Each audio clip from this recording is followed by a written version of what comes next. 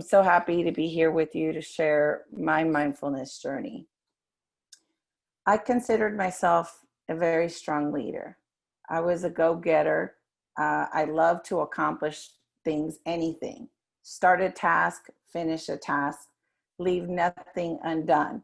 And in the process, I wanted to do it in the most perfect way.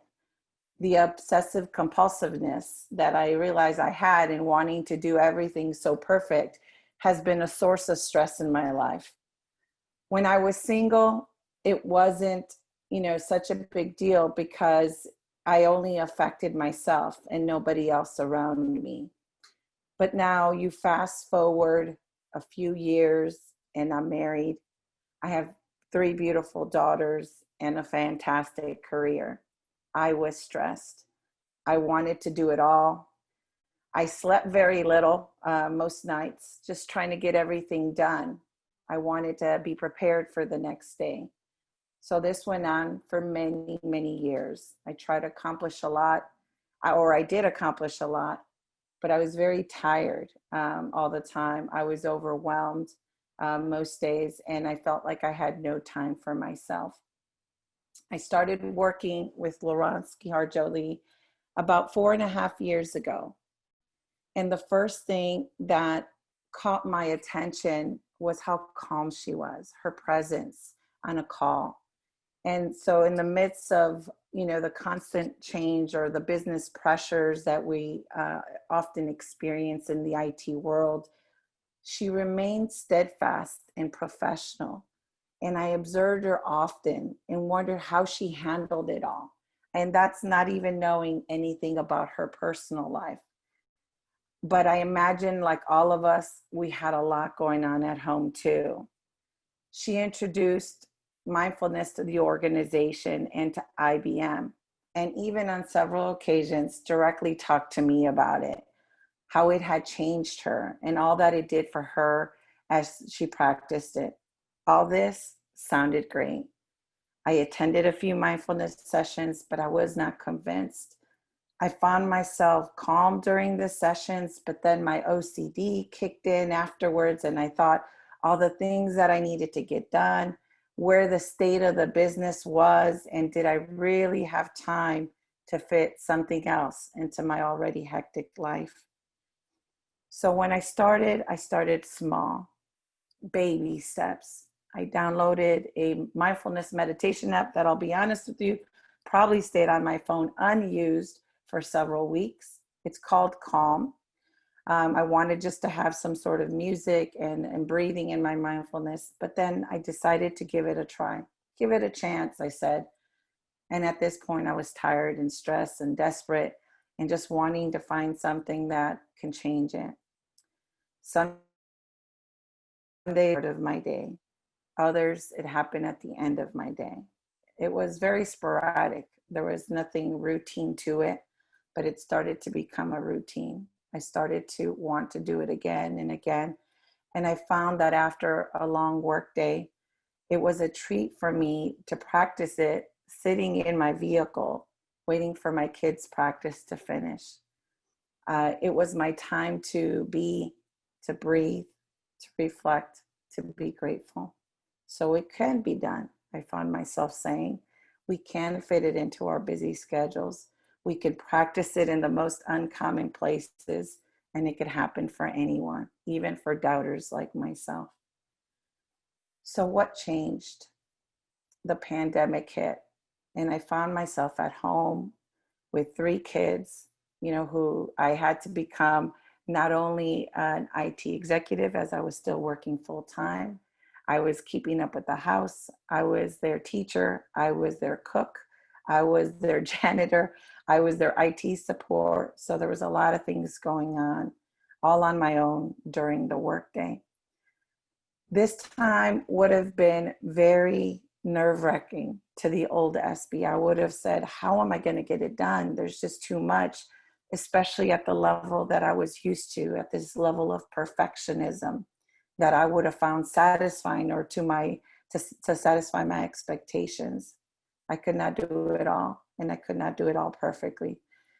But with this positive mindset, I was able to see that I could do it, but also recognize that it would have to be done in a different way. I allowed my husband and my kids to help, to do things as best they could. We did it together. We got the job done, and I was not stressed. It's been 9 months in our new normal. The girls are flourishing in distance learning. We've learned to juggle everything. They've learned to, do their homework and their schoolwork in a new way.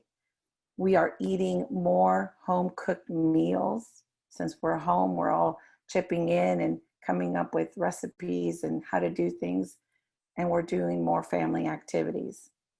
I have to say that the highlight of my day has been going on long walks around our neighborhood, or just the swimming or the biking and the talks that it ensues and the laughter that it brings and the memories that we're sharing.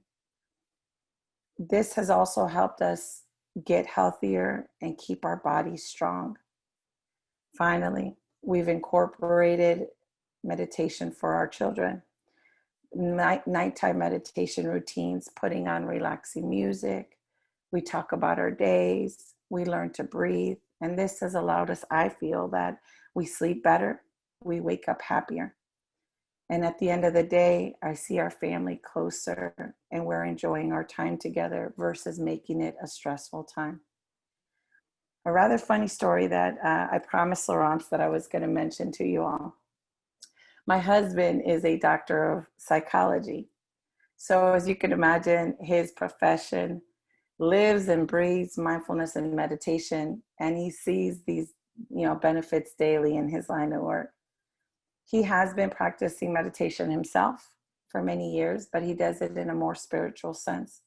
And I think that's one of the beauties of this practice, is that we could all customize and find what version of meditation mindfulness works for each of us. He also uses this at work as he helps veterans cope with either addictions or, what many bring back from war, post-traumatic stress disorder. So all these years he's been telling me, you have to try this. Come do a mindfulness or meditation with me. And I would always tell him, no, I don't have time. Who does that? Who has time for this? I felt overwhelmed all the time. And I thought, well, maybe he has time to do it because the kids are always mom, mom, mom. It's always mom. So I didn't, give it a chance. But then in comes Laurence. I meet her at work and she's introducing mindfulness to IBM. And yes, IBM. And I give it a try. And recently I spoke to him about how I felt it was helping me during this pandemic. The look on his face was priceless. He says, oh, Laurence tells you about mindfulness and you listen. He's like, but I've been telling you that for years and I've been wanting you to do it with me. And I think that the moral of that story is that change happens when it's meant to happen. We have to learn to accept and embrace it on our own terms when we're ready to truly commit to something. From a professional perspective, I've also seen changes. I was a workaholic. As a matter of fact, when I had my daughters, I worked until the day I delivered, just to give you an idea. I felt I needed that checklist and I had to get it done and I had to do it all on my own, if it whatever it took. If someone was not keeping their end of the bargain or not doing their work, no problem, I'll get it done. I often stepped in and took on more than I could actually handle.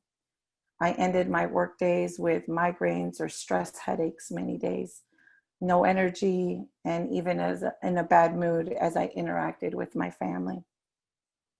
Mindfulness has helped me handle the work stress and much needed changes to be a better leader and a better employee. It's allowed me to have a growth mindset. I see challenges as opportunities, and that's one of the favorite things that I like about it. It's become a source of excitement for me to tackle on a change versus dreading it.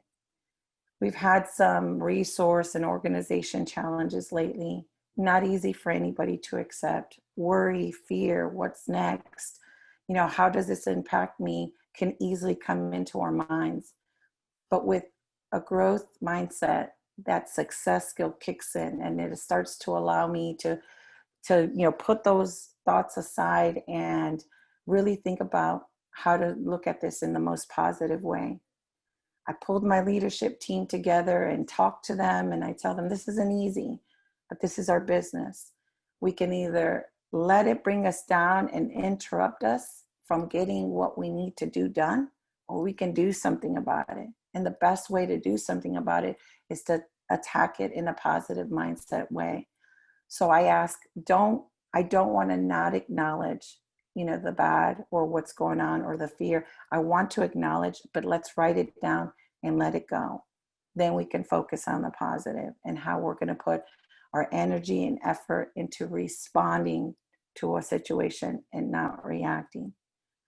So it's also helped my leadership team, see the change in me and the leadership that I'm providing them, and then how they're going to adopt it in how they handle their teams as well. One of the other things that I think it also helped me is that I'm able to better delegate and hold others accountable to get the job done. As I said before, if I felt somebody wasn't doing something, I could easily step in and say, okay, let me help out, let me do this. And I didn't allow myself to empower them to do it. I felt like I had to do it all. But now I'm not only enjoying leading my team, but I'm also enjoying mentoring, coaching my team. I'm more empathetic, aware of their emotions. And something that I always struggled to do was just listen to them, especially given all the challenges that people are facing in their home lives today. So I believe that empathy, the listening, the mindset, we show our coworkers as professionals, but not only as professionals, also as human beings. I think this makes a change for them when we show them these, this compassion, this how we change, how we interact with them. And it makes a difference in how they come to work, how it builds a strong team. And as leaders, we set that tone on how to lead. And I've seen that change in my own leadership team as well. Our company continues to support mindfulness. I was mentioning earlier that before the pandemic, I was traveling quite a bit to Latin America. And in my travel, it was nice to go into an elevator, to go into a break room and see the mindfulness signs and see how it was really being embraced at IBM. And I often encourage, my team and my peers now to go attend the mindfulness sessions that IBM offers to everybody in the company. I myself, at the start of the pandemic, kicked off Mindful Fridays with my direct team. I wanted them to, kind of like we did here, empty our minds as we started off our Friday and going into our weekend after a very long days during the week. Back from my team as they, maybe tried it for the first time. Once again, they kind of, go in the direction of their leadership team. And so me saying, a couple of words on, how it helped me and, let's join these Mindful Fridays and I'll see you there, and encouraging them, I think allowed them to also embrace it. And so lots of great comments. I then thought, as we, transformed into a new, larger organization, I also shared my experience with a person that was kind of leading it from an organization transformation. And they've now also adopted Mindful Mondays. And so with the broader organization. I think once again, just in wrapping up, it's our jobs as leaders to help those around us to have the growth mindset, to develop that success skill, and why not teach them a way to do that? Even if we change one person's life, it's well worth it. Thank you, Laurence, for being that leader for me.